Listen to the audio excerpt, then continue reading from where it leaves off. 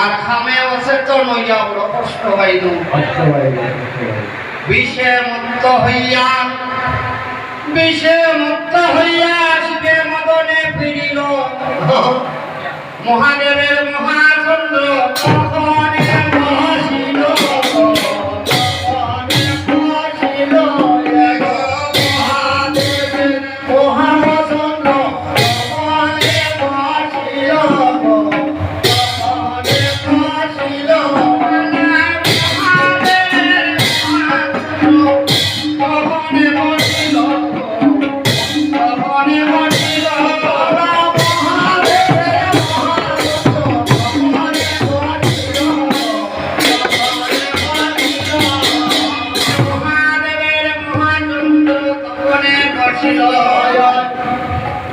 ততক্ষণে মহাদেবে হুঙ্কার ছাড়িলা।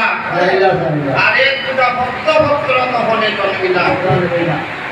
একটা ভক্তভদ্রে করন্ডি করিয়া আরেকটা ভক্তভদ্রে তাহারে ডাকিয়া পীড়িত যদি স্নান করিলা গো জলের উপর বৃষ বাহনে গেলা কৈলাস শিখর।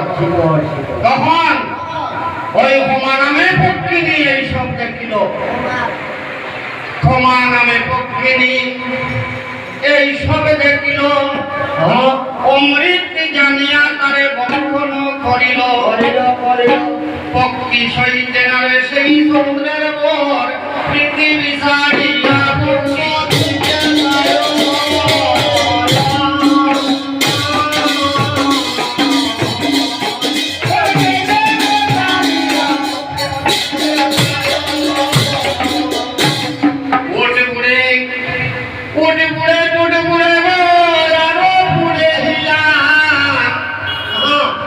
উড়িতে না পারে পক্ষী পাখা জড়া দিয়া।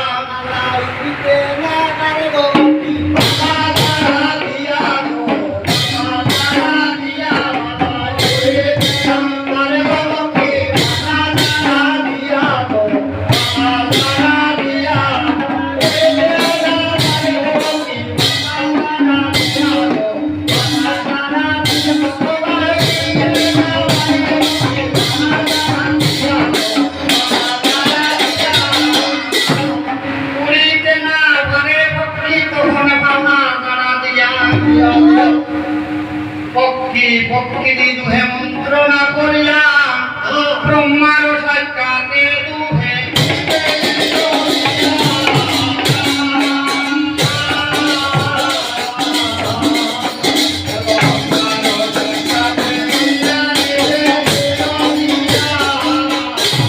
জ্ঞানে জানি ব্রহ্মা বলেন পক্ষীর গোচর।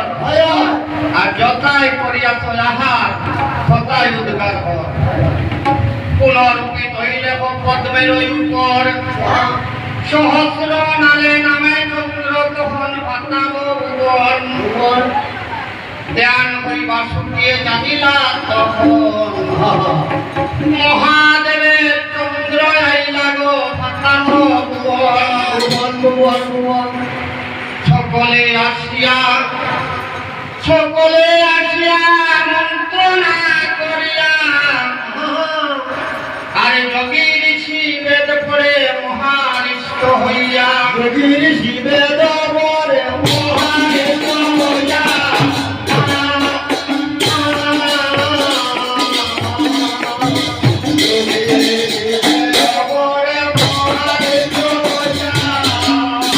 তখন ওই শিবের লক্ষণ হইল সেই কুমারে দেখিয়া।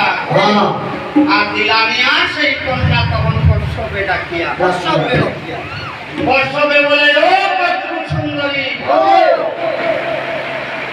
এই কন্যা নিয়া তুমি পাত হেয়া তুলি কদ্রুয়ে মুনির বাক্য ছিঁড়েতে বন্দিয়া আতুরি ভাতি মঙ্গল করে গো